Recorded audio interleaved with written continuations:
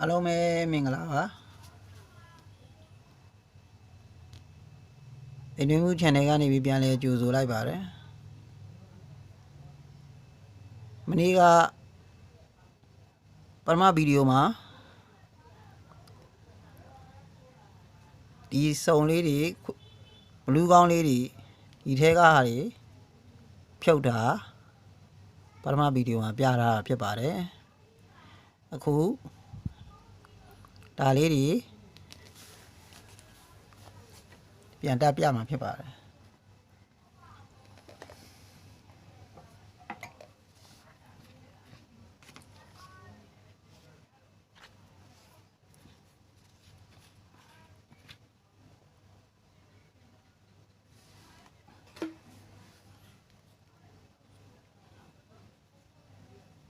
그리고 다가 인연 와인 lấy đi 봐.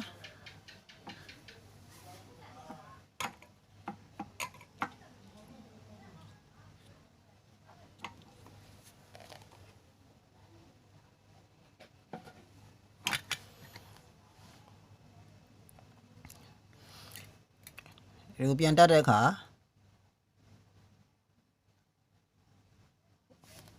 Hôm nay biểu đấy, hôm video mà biểu ra đấy, đi bảo nè, đi vùng yếu mà xí đấy, chạy này này nè, đi mù lì, vùng mà phía bảo đấy, đi mù lì đi bảo cái này, đi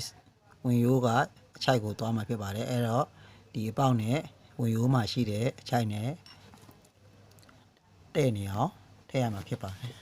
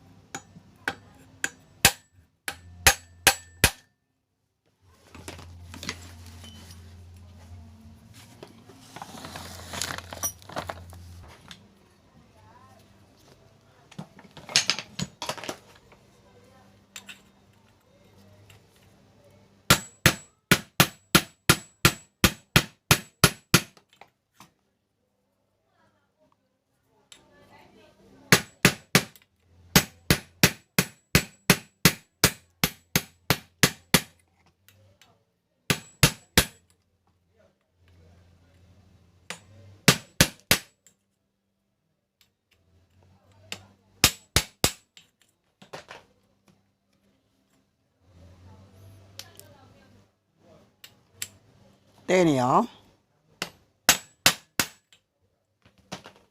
áo thì ó, rồi áo thì ó,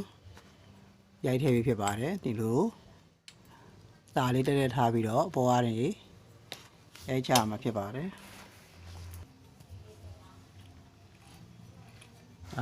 hiểu, cái thì bị phía bảo đấy.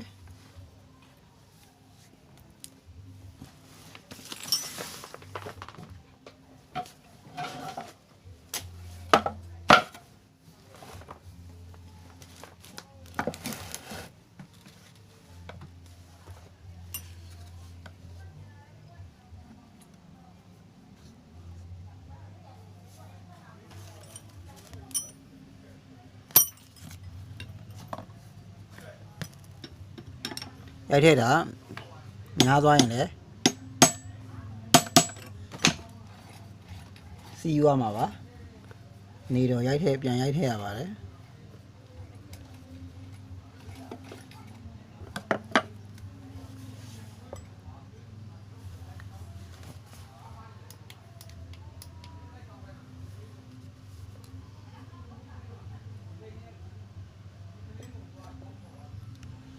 Bao nè, tê về phía bà đấy. မှာပေါက်ပါအခုဒီကနေချောင်းကြည့်လိုက်ရင်တွေးရပါတယ်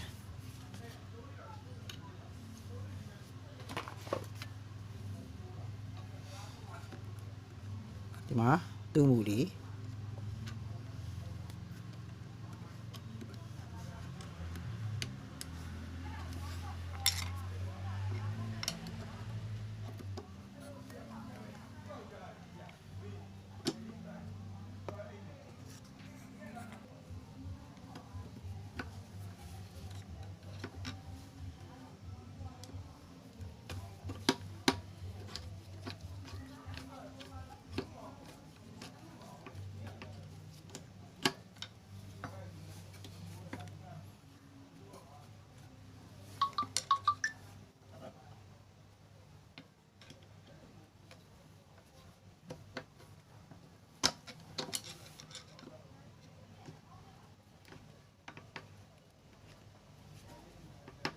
ဒါဆိုရင်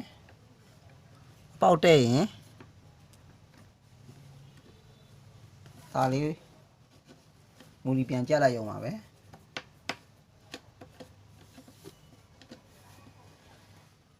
ကဲလို့မူလီကြက်လို့မရသေးရင်ဒါအပေါက်နည်းနည်းလွဲနေသေးလို့ဖြစ်ရမှာပါဒီမှာအခုဒါမူလီနည်းနည်းကြက်တာအဆင်မပြေဘူးဖြစ်နေပါတယ်ဒါအပေါက်နည်းနည်းလွဲနေပါတယ်အပေါက်နည်းနည်းပြန်ချိန်ကြည့်ရမှာပါ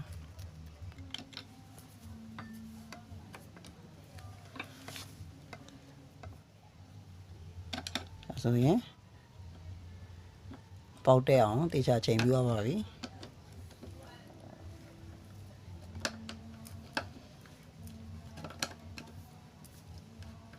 ပေါက်တဲ့ဝိုင်းဒီမူလီကိုပြန်ကြမှာဖြစ်ပါတယ်ဒီမူလီကဒီစုံရဲ့ခေါင်းထဲကိုပေါ်နေလို့မရပါဘူးမူလီခေါင်းကမြုပ်နေပါတယ်မြုပ်ဝင်သွားပါမယ်အဲ့တော့မှသူနေရာမှန်တာပါကဲလို့အပေါက်ကဟိုဘက်ဒီဘက်နည်းနည်းလွဲနေရင်ဒီကနေပြီးတော့ဒီစုံကိုဒါလေးကိုဟိုဘက်ဒီဘက်လှည့်ရမယ်ဆိုရင်ဒါကိုဒီနေရာကိုလိုအပ်တယ်လို့ဒီနားလေးကိုထောက်ပြီးတော့ဒီနားလေးကိုလိုအပ်တယ်လို့ထောက်ပြီးတော့ဒီမှာအတိုင်လေး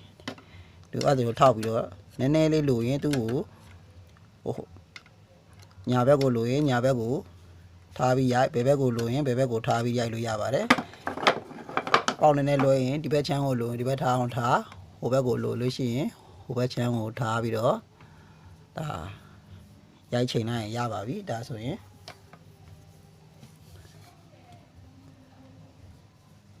အပေါက်တဲ့ပါပြီ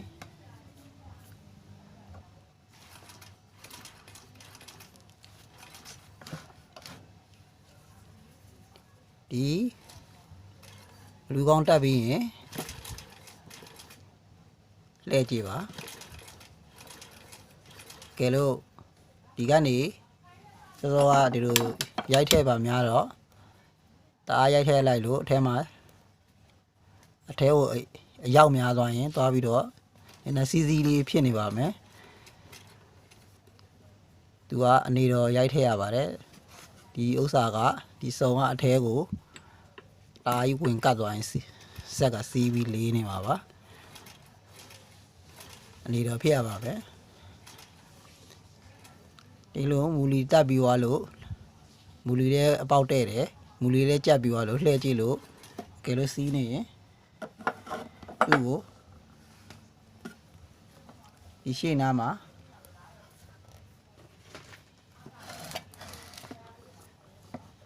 ဒီအပေါက်ထဲကနေပြီးတော့ပဲဒီရှေ့နားမှာဒီစုံအရောက်များလို့ရှိရင်ရှေ့နားမှာဝဲဦးလေးလေးနဲ့ထောက်ပြီးတော့အဲဒီစုံရဲ့အဆုံးမှာ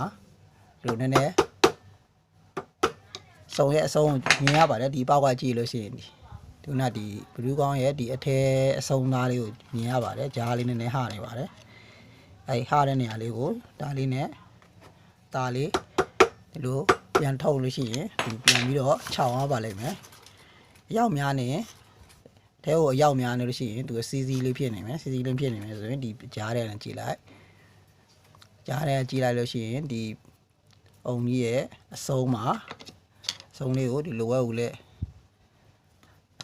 ဝဲဦးလည်းတပြားစာဝင်ပါတယ်အထဲမှာအသားလေးနည်းနည်းလေးဟိုကပြန်လောက်လိုက်ရင်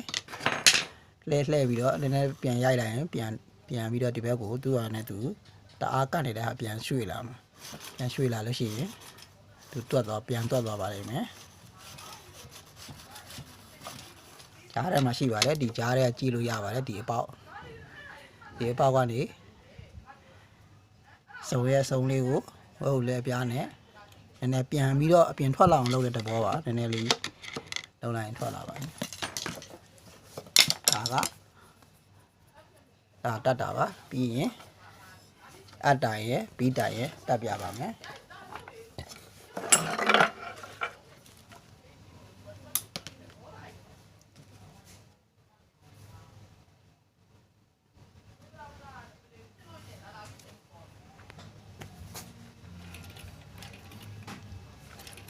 အခုဒါဘီတန်တက်မှာဖြစ်တဲ့အတွက်ကြောင့်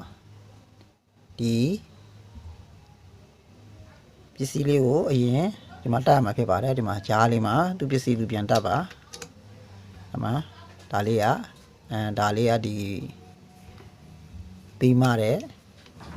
ပစ္စည်းလေးပါရင်ဒီမှာဘီတန်မှာဘီတန်ကဒါဘီတက်တဲ့နေရာဒီဘက်ချမ်းမှာဘီတက်တဲ့နေရာလေးဒီဘက်လှည့်ပြီးတော့ထည့်ရမှာဖြစ်ပါတယ်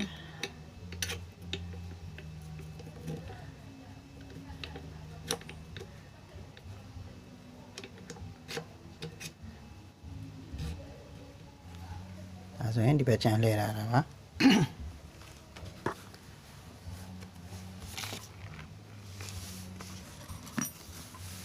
ပြီးရင်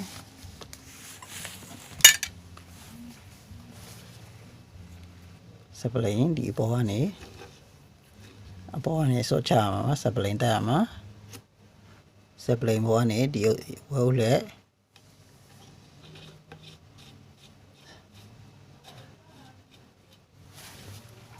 ကိုဒီအပေါ်မှာဆော့ရမှာဖြစ်ပါတယ်ဒီမှာဝဲဦးလက်တက်မှာပါ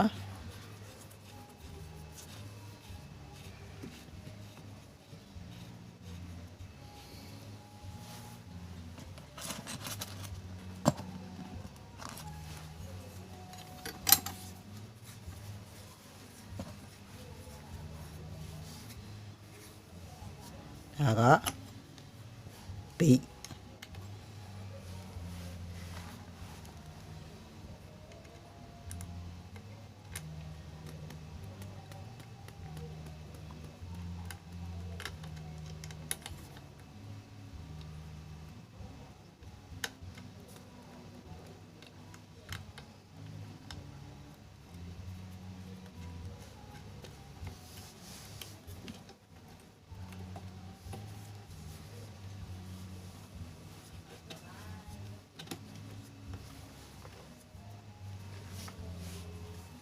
ပြီးကိုပြီးတက်ပြီးတော့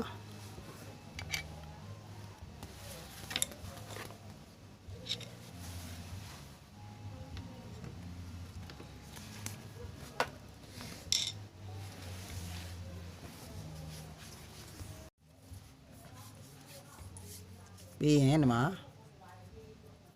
အတိုင်းတက်မှာဖြစ်ပါတယ်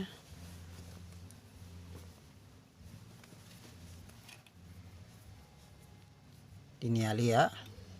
ဒီကပါ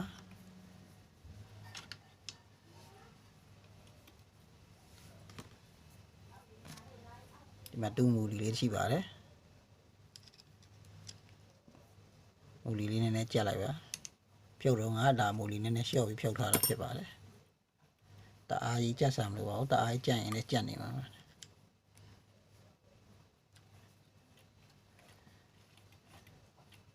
နေတော့လေးပါ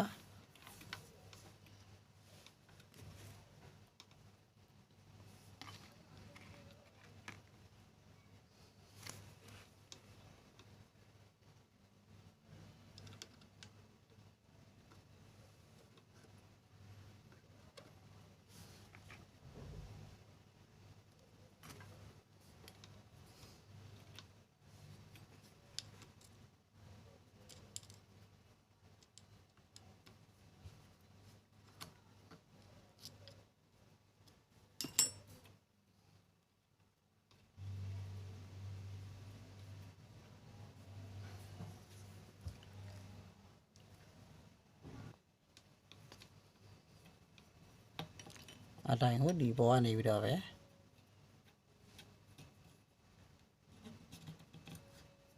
တိုင်းမှာဖြစ်ပါတယ်ဒီမှာသူ့ရဲ့ဒါအတိုင်းဆင်းရမယ့်ပေါက်ပါဒီမှာထည့်ရမှာဖြစ်ပါတယ်ပြီးတော့ဒီမှာ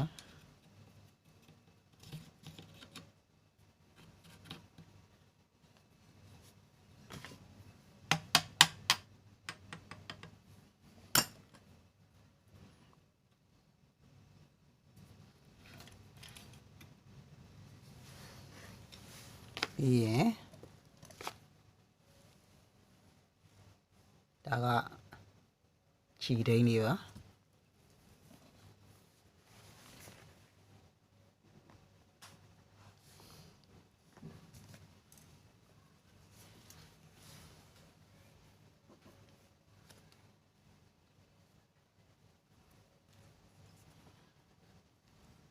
ဒီမှာသူအပေါက်ရှိပါတယ်ခြီဒိန်းရတယ်သူမူလီပေါင်းနဲ့သူပါ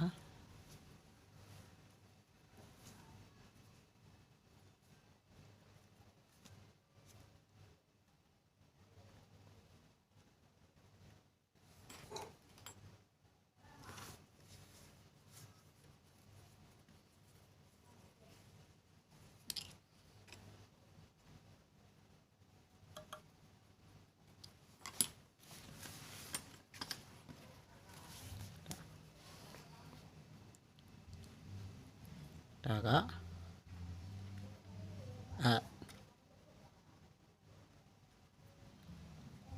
အကြက်လေးပါ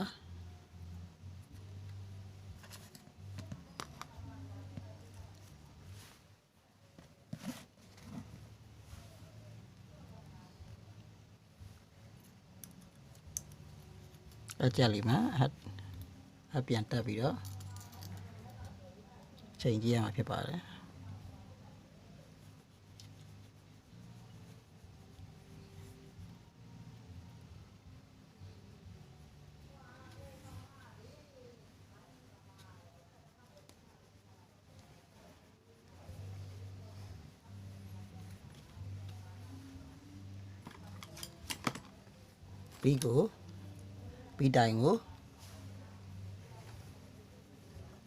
ပြီးတိုင်ကိုအောက်မှာ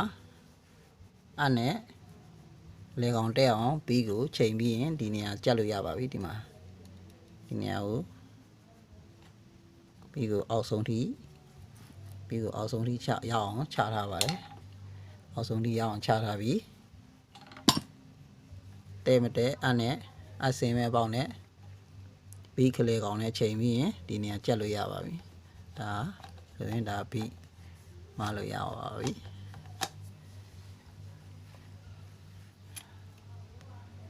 အတိုင်းနဲ့လူတို့လိုထားပြီးရင်ဒီအနောက်ကနေဝဲဦးလက်တူလေးနဲ့ဒီနောက်မှာအပေါက်ရှိပါတယ်ဒီနေရာကိုအဲ့အပေါက်နဲ့တက်အောင်ချပေးရပါတယ်ဒီမှာအောက်ရအောင်ချပါအောက်ရအောင်ချပြီးမှလုပ်လို့ရမှာဖြစ်ပါတယ်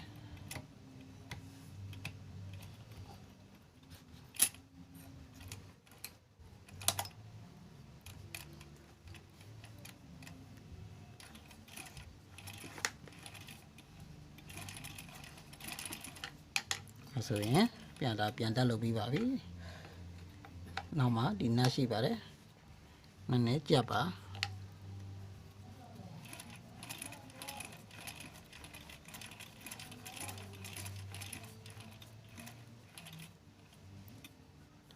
တက်တဲ့နေရာမှာလဲအတိုင်တက်တဲ့နေရာမှာလဲအောက်မှာ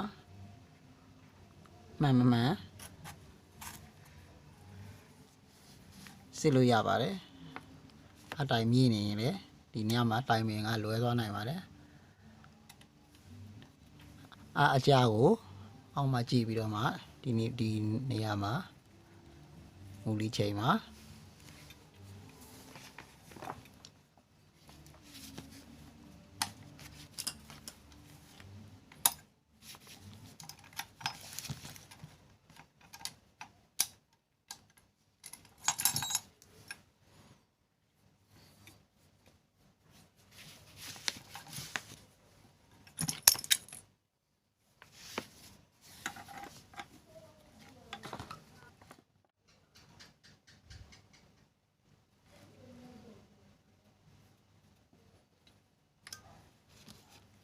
မှာ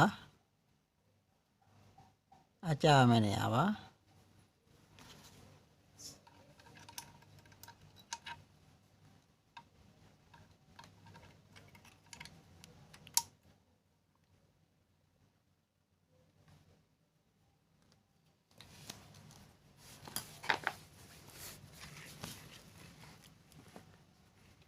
အကြတာမှန်မှန်ဒီလာချမ်းနဲ့ဒီခြိုက်လေးကိုဖြတ်မဲ့အချိန်မှာခြီကောက်တာအကြတာမှန်ရင်ခြီကြောတာတွေခြီမကောက်တာတွေဖြစ်သွားပါမယ်ဒီနေရာမှာကြည့်ပြီးမှစောစောကနေရာမှာချိန်ရမှာဖြစ်ပါတယ်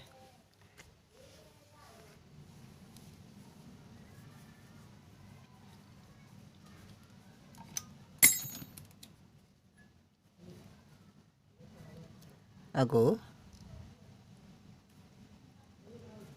ဒီအနေလောက်ရှိရမှာပါဒါမှလာချမ်းထည့်လိုက်ရင်ဒီမှာ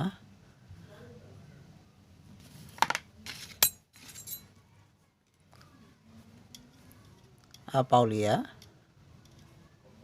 ဒီမှာအပေါက်ချီပေါက်လေးပါဒီမှာဒီခတ်ကြုံနဲ့အနေထားလေးပါ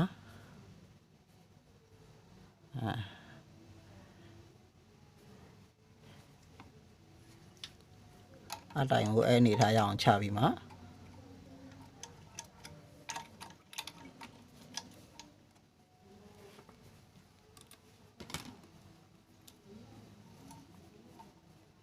ဒါမှ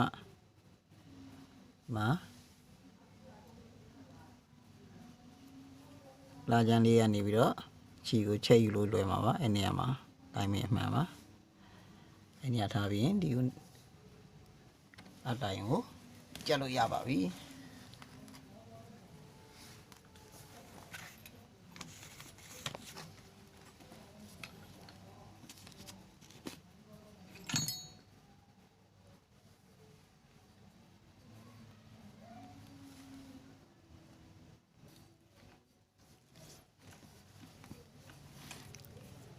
နောက်ဆုံးတက်ရမှာက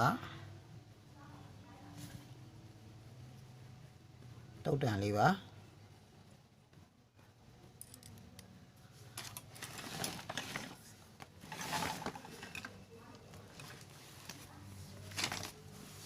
ဒါဒီပေါက်ထဲမှာတုတ်တန်ရဲ့တုတ်တန်ကိုသူ့ရဲ့လိုင်းကြောင်းလေးအထဲမှာရှိပါတယ်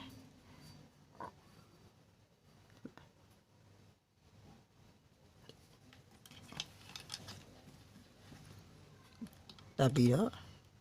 လိုင်းကြောင်းမှန်လှည့်ကြည့်ပါမှန်လို့ရှိရင်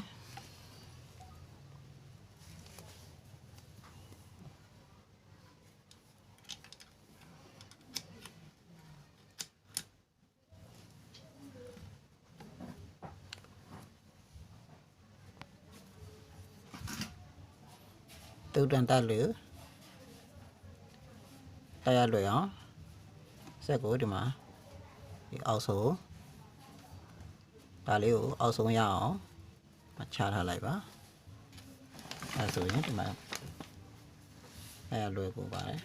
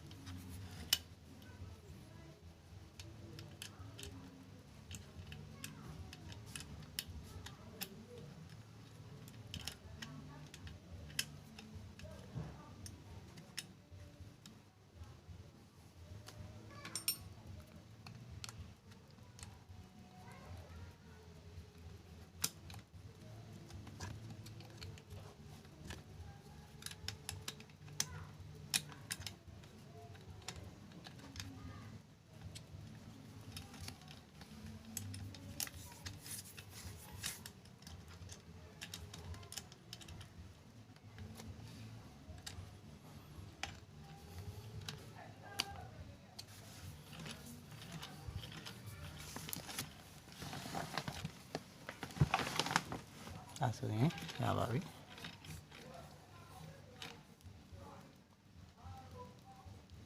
တရားလွယ်ကူအောင်ဒါလေးကိုလဲချတာပြီဒီနေရာရအောင်လဲချတာပြီးမှလောက်တန်ကိုတော့တိုင်ရင်ပို့ပြီးတော့လွယ်ကူပါတယ်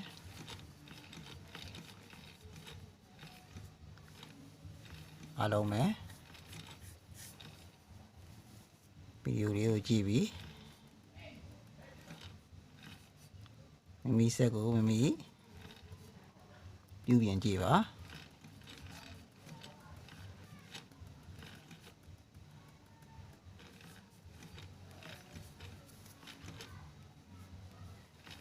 အားလုံးပဲနှစ်သက်ကြမယ်လို့ယုံကြည်ပါတယ်